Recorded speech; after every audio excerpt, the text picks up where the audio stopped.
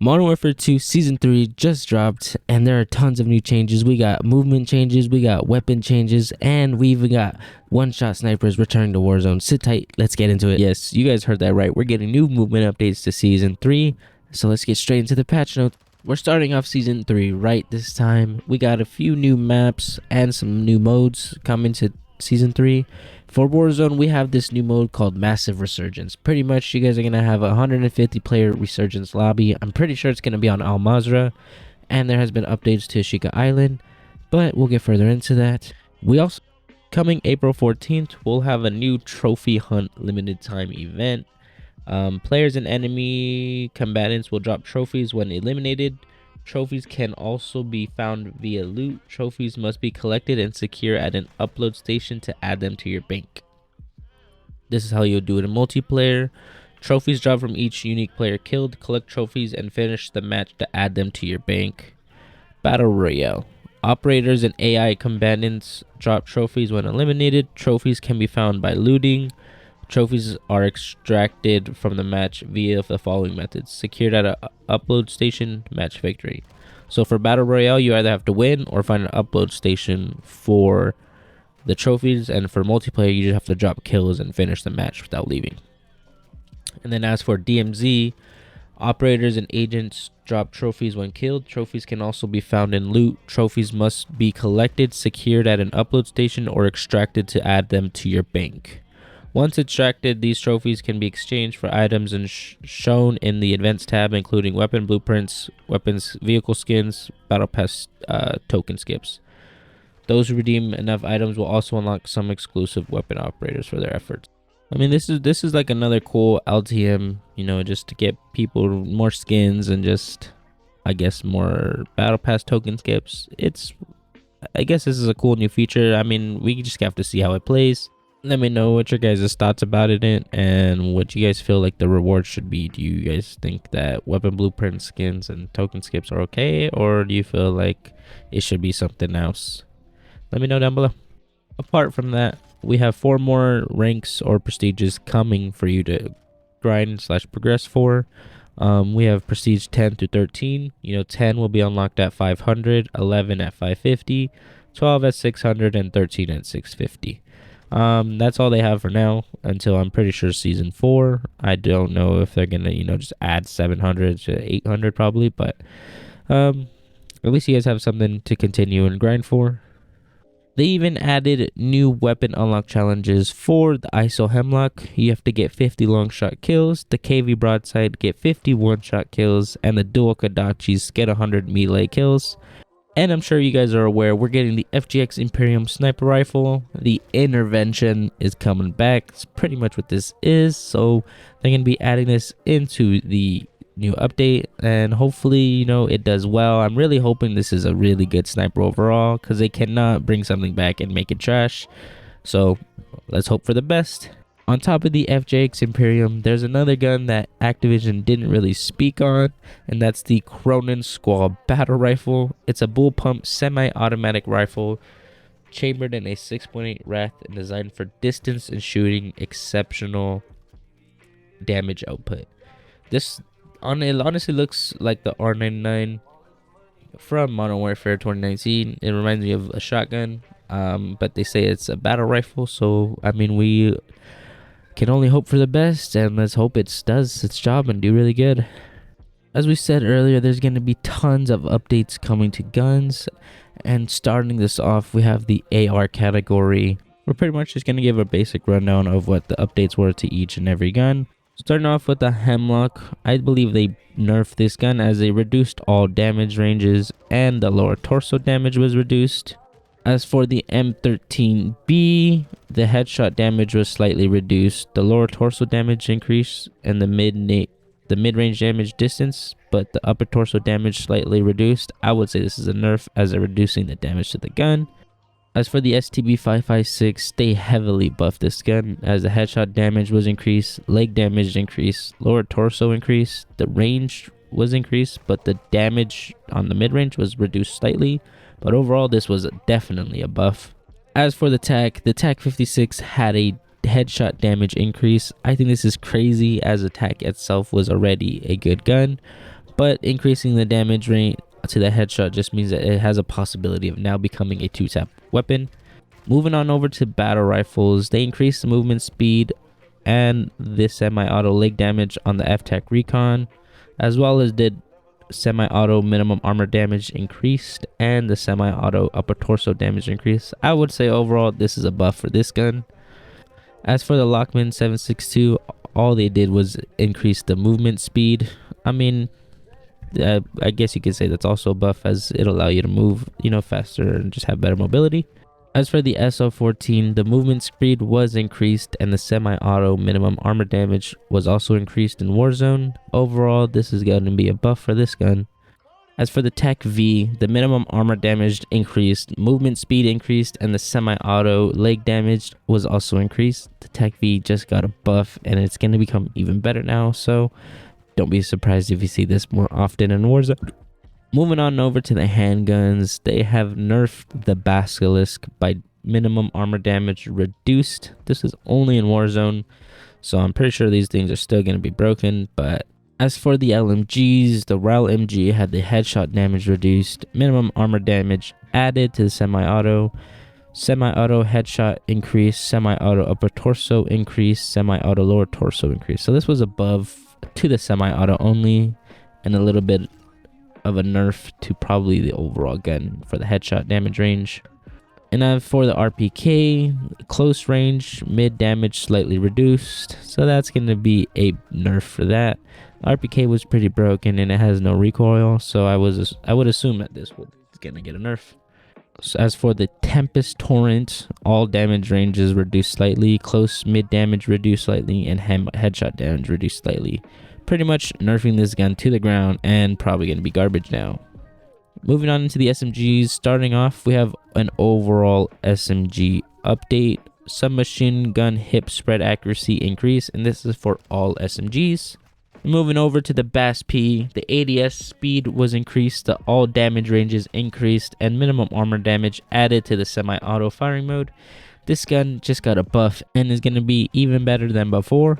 Moving on, we have the Lockman sub. They have the headshot damage decreased, the burst fire leg damage increased, the burst fire time between shots decreased, and burst fire torso damage increased. So this is pretty much a buff to the burst fire mode only, and a decrease in headshot damage. That's a nerf to the overall gun. As for the MX-9, all they did was increase the sprint to fire speed, which is needed as, it is a submachine gun, so it should have a quick ADS. And for the Vaznev, it had a headshot damage decrease, which I think is kind of necessary. It is a sub and it's pretty broken at long ranges, but let me know what you guys' opinions are about this.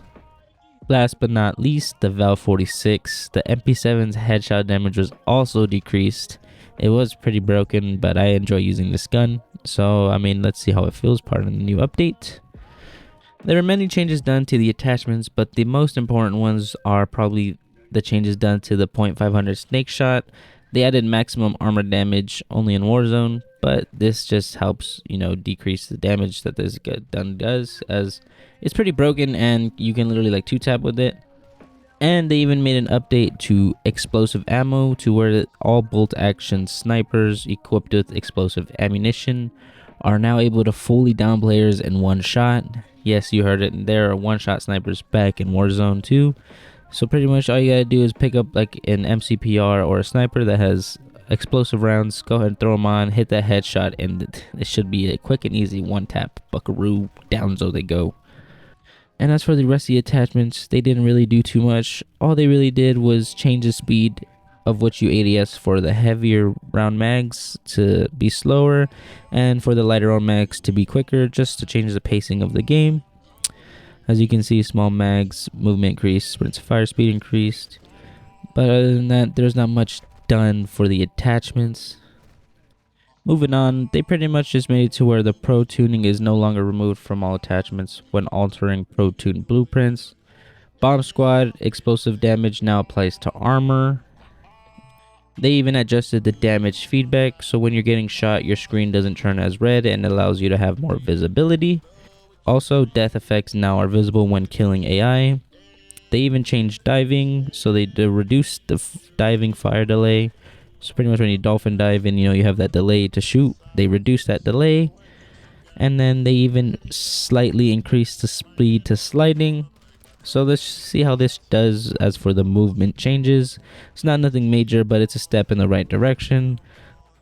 For the field upgrades, all they did was add thermal vision to the tactical camera for night map modes. So pretty much, I don't know if you guys know, but there is like a camera, and now you just have night vision attached to it.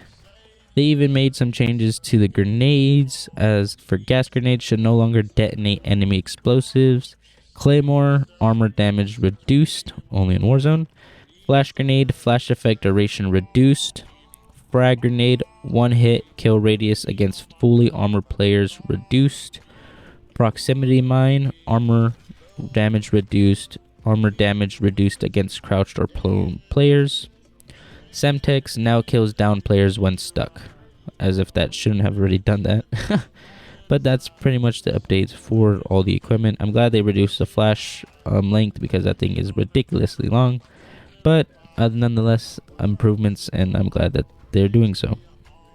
They made some changes to the bomb drone, so now you cannot down fully armored players.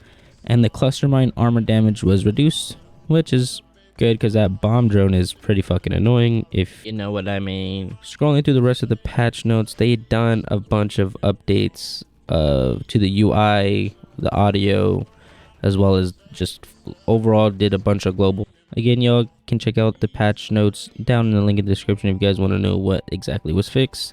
It's a little bit boring, and I want to get into the maps for you guys and the new playlists that are coming out. So let's get straight into that. As far as multiplayer goes, one of the modes coming back is Gunfight, along with 4 maps at launch. So hopefully this is going to be well. I enjoyed Gunfight in 2019. I'm sure a bunch of you did as well, and I'm excited to see this come back. As well as Cranked. Cranked is also coming back, and this was another fun game mode, so I really hope you guys enjoy this as well. As far as new maps coming in Season 3, we got 2 new 6v6 maps coming. We have Paleo's Lighthouse, which it looks pretty awesome. It's like a little mini island with a lighthouse and stuff, and just a bunch of trees and brush just all over. And as for Black Gold, it looks pretty cool. Also, they have a bunch of warehouses and stuff, and these are going to be night mode maps, so that's going to be cool, bringing back night maps also. And I can't wait to see how well these play, and I really hope they are way better than Hemoma Expo, but we can only hope, right? And as far as the Gunfight maps that are coming, we have Alley, Black Site, Exhibit, and Shipment. I haven't seen any leaks or screenshots of the 2v2 maps, so I'm hoping that they are going to be really good. And I'm pretty excited for 2v2, as it was one of my favorite modes. As well as for the battle maps / ground war, we have Rohan Oil and Satik Cave Complex coming. Those are just going to be ground war only maps. So at least every mode is getting some new content, which is awesome. It's great when they do some things like this, because recently it's been pretty dry. And as for rank, they made a few adjustments to the rank system. We got new charms, new items that we can unlock. As you guys can see here, these weapon charms look pretty cool. As well as some updates like the Cronin Skull Battle Rifle not being allowed, and map updates as to which maps are going to be in CDL playlist.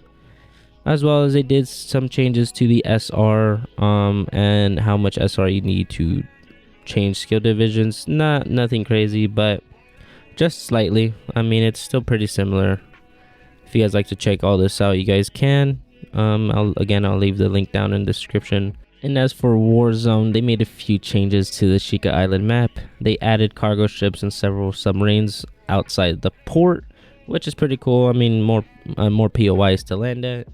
It is a pretty small map. We even have this new thing called Tempered Plate Carrier, where it upgrades the player's armor plate carrier to improve armor plate efficiency. Player now equips 2 stronger armor plates, down from 3. Each armor plate counts for 75 and can be found in strongholds and loot. This is kind of like Warzone 1's armor plate bag, where it changes it into 2 armor plates rather than 3. I think this is going to be a cool implement, so I'm excited to see this come to Warzone. They even added the heavy chopper back into Battle Royale for duos, trios, quads, as well as they made substantial changes to the gas mask. The gas mask has now been a slight buffer where the player delays it from being put on or taken off. This should help catch situations where further delay is desired immediately after it was dropped. Also, interrogation was decreased from 5 seconds to 3, so meaning now you can interrogate even faster, which makes it more useful to do because sometimes you could get caught lacking trying to interrogate just because it took so long. As for quality of life, they made some improvements to the mantle assist, advanced UAV, and killstreak bannering position. I think that's pretty good because the mantle assist is pretty stupid sometimes. Like, it would allow you to mantle over things and just do random things, or it'll grab like a mantle for no reason. So I'm glad they improved that, as well as advanced UAVs. Enemies and AI combatants will now appear differently when using an advanced UAV. And as well as the killstreak banner positioning, the position of killstreak banners that appears on the screen has been moved to no longer overlap with the player's reticle, which is good. That really needed to be done. As far as the playlists that are coming with the Season 3 launch, we have, Al Mazrah's duos, trios, quads. We have the Massive Resurgence trios and quads, as well as the Sheikah Island Resurgence solos, duos, and quads. I don't know why they had trios, but that's okay. And then here they just talk about how the Massive Resurgence works and what you can do to eliminate your teammates' time, to get them to respawn quicker. But I'm sure if you guys played a Sheikah Island, you guys already know all this, as it's very similar. There's not much that's changed. But that's pretty much going to do it for now. I mean, I didn't see anything else that's too important other than them adding resurgence to private matches, such as a Sheikah Island, which is honestly cool to me. As I think that's really fun. We have more maps in private matches for Warzone. And they even added private match spectating for Al Mazrah and the Sheikah Island, which is pretty cool. Also Mini Royale. But yeah, I mean, hope you guys enjoyed this. These changes I really think are going to help the game. And you guys let me know what you guys think about these changes. If you guys want me to go more in depth about what's happening in the season, leave a like, comment, and subscribe down below. And I hope to see you guys in the next one. Peace.